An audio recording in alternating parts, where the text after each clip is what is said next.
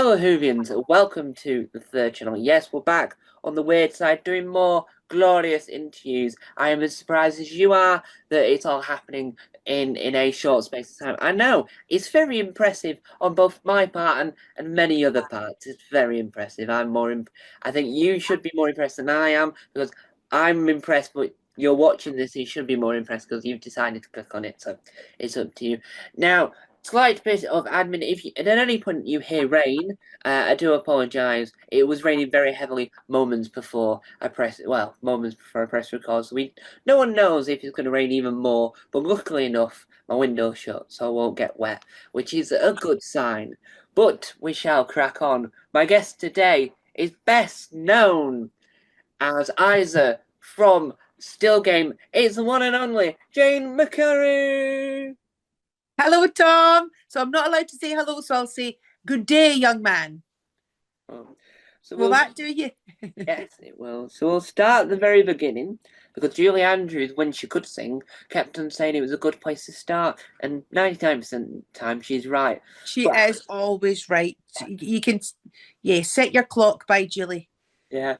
And so how did you get into the wonderful world we call acting?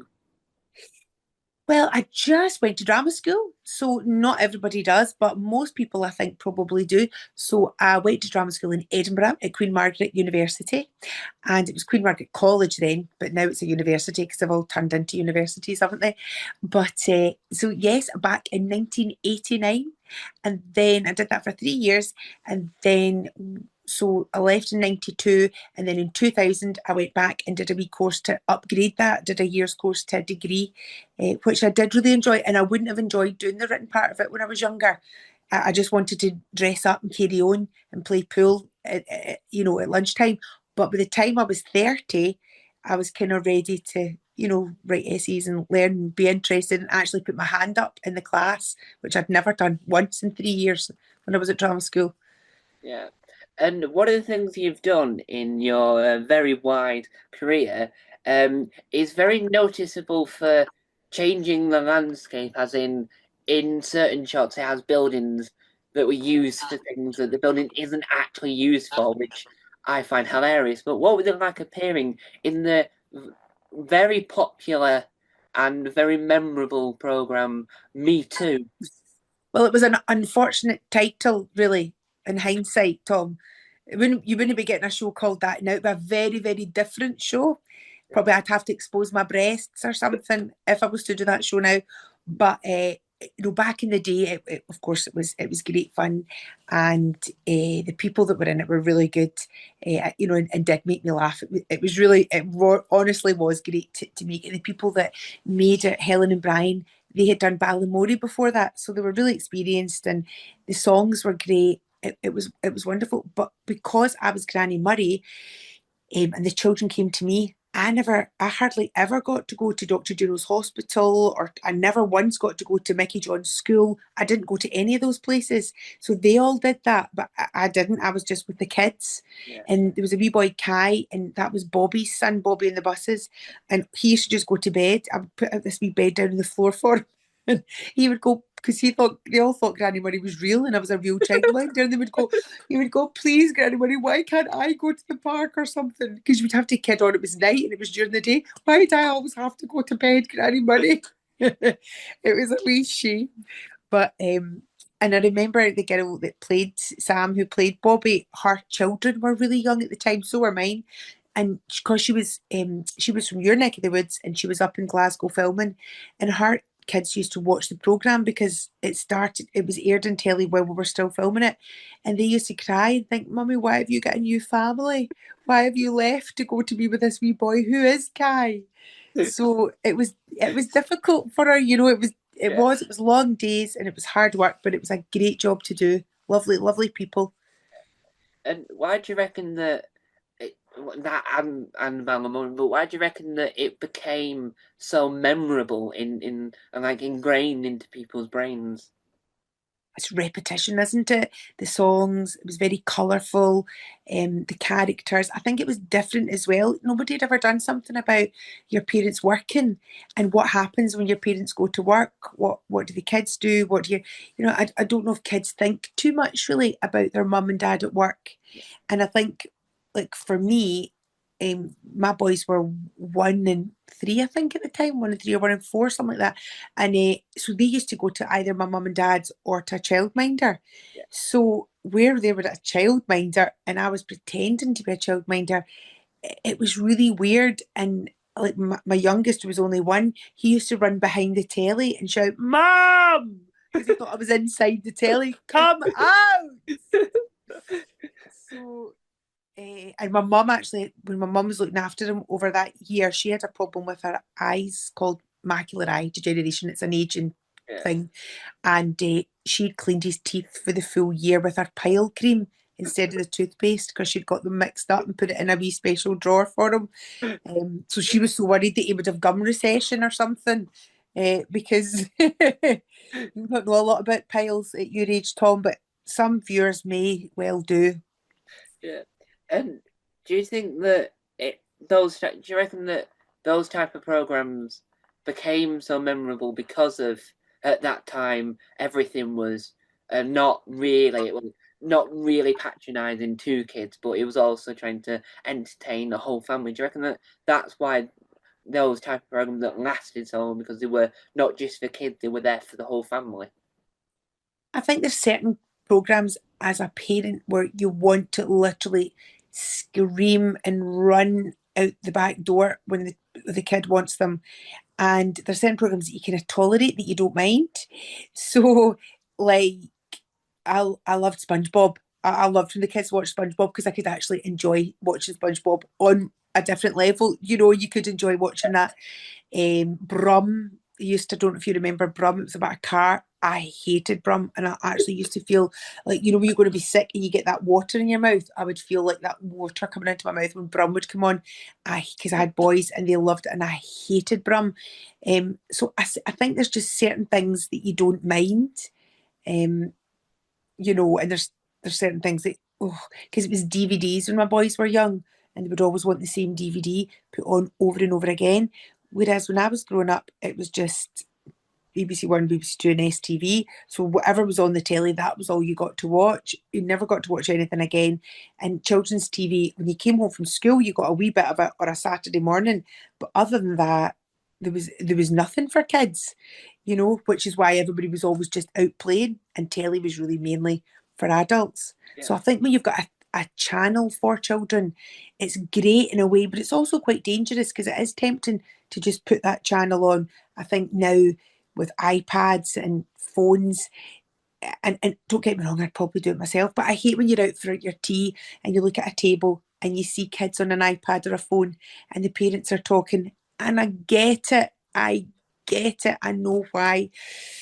But you think, oh no, it was nice where everybody just talked, or you coloured in, or you played a wee game, I Spy, or you never see that now.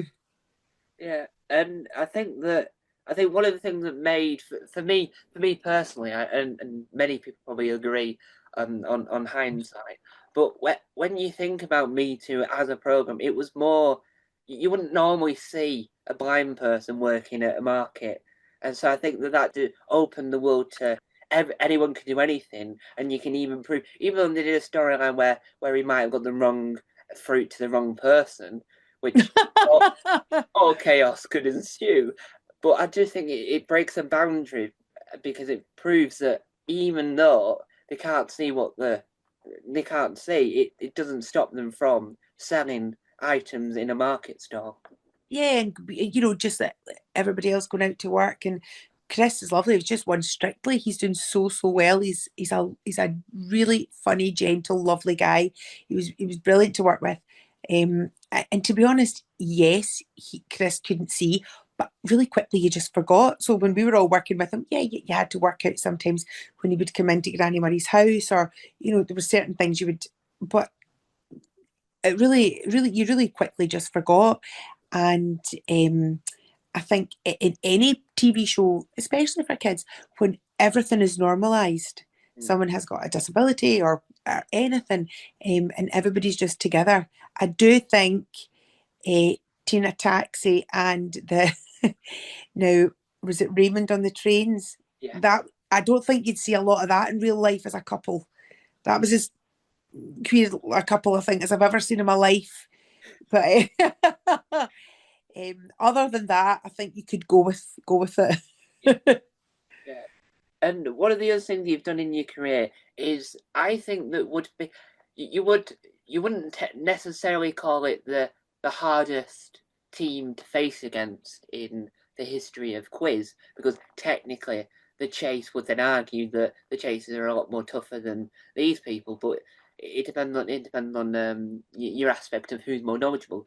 But what was it like being a contestant on Celebrity Eggheads? Well, it was all the still game team, and I didn't want to do it because I'm rubbish at quizzes. And we used to have there's a Winnebago that you all sit in when you're filming, and because so we'd worked together for many years, from 20 odd years or something doing still game, so we knew each other well. And at lunchtime we used to have a quiz. We called it the Quizabago because it was a quiz in the Winnebago, and I couldn't be bothered with it. I was rubbish at a quiz, and nobody could talk because you had to just sit and listen to the quiz questions and buzz in for the quiz. I didn't mind it sometimes, but I'm not really a lover. And we actually did a still game quiz that Ford and Greg were the writers of the show. We went to for a charity night, and I think out of 20 we were 18th. That's how bad we were because none of us could remember any of the facts about still game, even though they'd written it. Anyway, so I thought, no, but Sanjeev Kohli's super smart. Gavin Smart reads all the time. Mark Smart, he knows loads of stuff and he writes too. Paul Young is a genius on fishing. He's interviewed the Beatles, Paul Young. He's interviewed everybody. They all know their stuff. But they wanted a woman to be part of it. And so they were going to be, please, Jane, please be in it. And my mum said, I don't know why you'd want to go in that and make a fool of yourself. You'll never know anything. And I went, oh, but they went on and said, please do it. So I thought, oh, right, I'll do it. But then I'm not bad if I get options. It's just if you ask me a question, I don't know the answer. But if you give me options, I'm okay. But then because they edit it down in the last question, because we're actually doing really well. Paul and Sanji have been kicked out, which was amazing because they were so bright. And I was left, and it was a question about French chefs. And I think it was in the 60s. No, who had a French restaurant in the 60s, which brothers? And we did say, would it be the Roux brothers? And then we were all talking, and I went, that's too obvious. They said a French restaurant. They didn't say that the brothers were French. And then, of course, that's edited away, and all you see is me saying, I don't know if you can remember. Did you see it? I said No. the craze, who were notorious gangsters, and all the eggheads decked it. And then after that, people in the street used to shout at me, the craze, and shake their head. And I was like, but we knew it was we just thought the Roux Brothers was too obvious. Yeah. And Anyway, but quizzes, I'm rubbish. I'm not good at it, and I don't enjoy them. But I would like to go on Deal or No Deal. That's right up my street. yeah, because I think the deal no deal is very good at, it's not really answering a question. You really just playing your game at Mm. luck. But I'll in just pick a number and stick with that number, and whatever happens, happens. That'll suit me. Or what was the other one I've always wanted to do? Um, the one that Philip Schofield did. What was it again? The cube. The yeah, cube. I'd love to go on the cube. yeah. And with deal or no deal, the thing that makes it fascinating is that in Australia they do a version where it's basically the same as deal or no deal, but they're on an island. They're on a really, really lovely island, just opening suitcases and just winning money. That's the show I want to be on. Just That's the one. go to like Peru or something like, and it's the hottest day, and you're all there going, "Oh, money!" Just Oh, I'd quite like that. Yeah, I'd like that. I know because of Traitors maybe as well. I don't know. I've not watched that much of Traitors, but maybe Traitors. Um, or Would I Lie to You? Oh, I'd like to go on that and tell stories. yeah. And one of the other things you've appeared on, which I think that is it's very fascinating to me. To me, living in the, well, I live in England. I was trying to think of the correct term, and not knowing enough about it, it's really fascinating. But what was it like appearing on Growing Up Scottish? Oh, oh, yeah, yeah. I mean, when you because of Still Game, you get to do wee shows like that where people can interview you. Again, it's not quite my thing because what I would like to do is interview. I like interviewing other people. Um, yeah, I like hearing other people's stories rather than saying my own stories and then, so yeah, it was fine. You just go in, sit down, somebody asks you some questions and that's it. It was all right. Yeah, Uh, but I prefer asking somebody else the questions. yeah. Like I did with you before we started to record. I'd be much more interested in finding out about you. Yeah, and I think that the program itself, from my angle, was really fascinating because obviously it's the culture not entirely different, but there's things in every generation and in every place where things are different, and it was fascinating because the people that are on it are like well to me very well known because I know too much and a lot all at the same time, so I probably know a lot of people that most people wouldn't recognize. And I think that that made it more interesting because then you're like, oh yeah, oh, well, that's quite similar to something I did, and I think that it creates conversation around it. And do you reckon that's what makes programs on TV more engaging because they help generate conversations with Yeah, with I think it's nice to be nostalgic as well and have people from different ages. So you're 20. So my youngest boy's 20. So like your life experience is very different to what mine was growing up in the 70s. And it is nice to look back and look at the differences and some people think the past is better. The past's never better. You live in the moment and whatever it is right now, there's good and there's bad. And there's a million things that were rubbish about growing up in the 70s and the 80s and whatever, and loads of things that were great. And I think for my boys, they can't even imagine a life without a video yeah, or, lots of channels on TV, or in fact, they haven't even watched TV for, they would just watch it on an iPad or something now. So, yeah, I think as long as it's inclusive, I think comedy should try to be inclusive. yeah, And, people say things as well, oh, school was the best years of your life. And I think, your life must be shit if school was the best years of your life. I mean, it was all right, but mercy, surely, when you can make your own choices and, have freedom. And, I remember when I left school, walking past school, thinking, I don't have to go in there anymore. I don't have to sit in a class and do work for a subject I've got no interest in. You can be around people that make you really laugh and, you can make choices. yeah, And, I think when I left drama school, I did quite a few different wee jobs in theatres in Scotland and lucky that kind of travelled and went to Canada and things with tours. And, it was great fun. yeah, But some of the best fun I had was just in an old van with other actors touring about schools, hardly any money, and seeing the country. And, you know, it was a glorious experience. yeah. And one of the things you've done in your career that I think that it's mega popular and I can see why and it is I think it's in the top 10 list of greatest Scottish sitcoms of all time. What was it like being on and being Are there even 10, Tom? I don't know I was going to thought if I'm going to say UK wide. I thought, well, top 10 UK wide, that's something. But that's top 10 in Scotland. I don't even know if there are 10 that I could list. um that is a, well it depends on what you call a sitcom because it's like Scott Squad's a mockumentary but there's sitcom elements to it. So it depends on what you would call it. But what was it like working and being in the environment of Still Game? Oh, it was brilliant. I mean, I've known Mark since drama school, so he was a year below me. So I've known Mark since I was your age, Yeah, 20 or 19 actually. Um, he is like my brother. I see him and speak to him every day, or I certainly speak to him every day. I see him loads. We work together loads. We're away every weekend. We're away working. We're away working this weekend. We did panto together. Um, so I, all the boys actually I'm dead close to.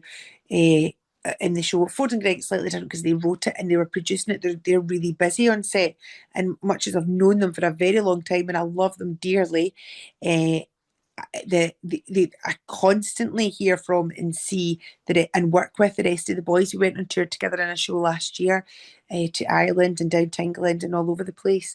So yeah, we're all close friends. Some of us had kids and brought up our kids at the same time. We would bring our kids on set. Me, Ford, Greg, Sanj. We all had kids at the same time. So that was lovely. And no, no, it was. I think the crew always said it was the happiest job to work on in Scotland Yeah, yeah, because and nobody had an ego and everybody was, you know, it's a real pain in the arse when people have an ego, yeah. and it holds everything up, and there's no need for it. And it wasn't like that in Still Game. And why do you reckon that the show became really popular, not just in Scotland, but around the world? I think because of the themes of elderly people, which I think it's about community, it's about love and about loneliness. It's about addressing issues that I don't think were really addressed with elderly people. I mean, you'd One Foot in the Grave, which was a brilliant comedy, which I don't know how well you know that one, Richard Wilson, and that was again about older people. You had what are the other ones? What was that other one called? My menopausal brain. Last of the Summer Wine, things like that. But you know, and they were great as well. But I think with Still Game, they were so cheeky to each other. Not a lot of young people watched One Foot in the Grave or Last of the Summer Wine in the same way that, like, you go out and kids from 9 up in Yeah, Scotland quote hundreds of Still Game. It's changed the language, which is weird. Like the way that they speak, people will speak like that now. If somebody's miserable, there'll be a Tam. If somebody's a gossip, there'll be an Isa. You know, people, there's loads of pets called after them. But I think the warmth between the characters, that translates. I mean, Isa had all different male, interest characters. She had a thing for Winston, the Craig Ferguson character that came in at the end. She had a thing with him. She had a fling with Naveed, and one of the we did the Hydro up in Scotland. So I think we did 51 shows in total, and it's like 12,000 people per show. So over it was 3 different shows, but it's a lot of people to come. And one of them, she had even had a fling with Edith at the end. Um, Another one, she did a fling with Navita get.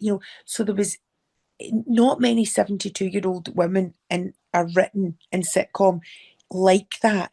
yeah, So I think it's just the warmth and the fun and all of that really does transfer wherever you live, wherever you're from, but especially in places, especially down south, and especially where there's places lots of expats, yeah, Canada, Australia, but folk message us from all over. Like people. A guy came over from Japan who was obsessed with Still Game at Christmas, and so it literally is all over the place.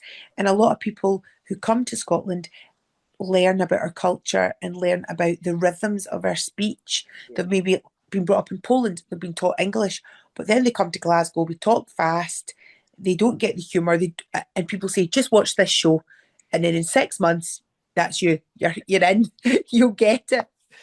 Yeah.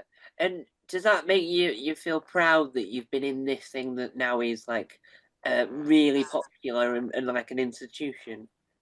Yeah, it's a lovely thing. It's a lovely legacy, um, because for people, the nicest thing about the whole show is so many people have said they've had a bereavement or depression or difficult time in their life, whatever it would be, and they've said that show got me through. Even if I watch 10 minutes before I go to my bed, it's like a comfort blanket, and they feel like they know us. Mm. They feel that there is a relationship between us, and that is so, so important. Yeah. And do you reckon? And why do you reckon that studio sitcoms of them styles aren't being made as much as they might have been like 10, 15 years ago? I'm not sure. And that's a question maybe for you, for younger people, or um, I don't know if people watch telly as much. Like I hardly ever put on the telly, hardly ever. but I would seek out things that I would want. Like, I'm so excited because the White Lotus is back on. Love the White Lotus. The Penguin was great. Um, Day the Jackal. Like, and there's things that I would seek out to watch. And I think for me, like a soap opera or a sitcom, they're gentle, and they tend to be things that would just be on if I put on the telly. I wouldn't sit down and go, oh, I'm going to watch this new sitcom. I would be picky about it, and I think maybe that's the problem.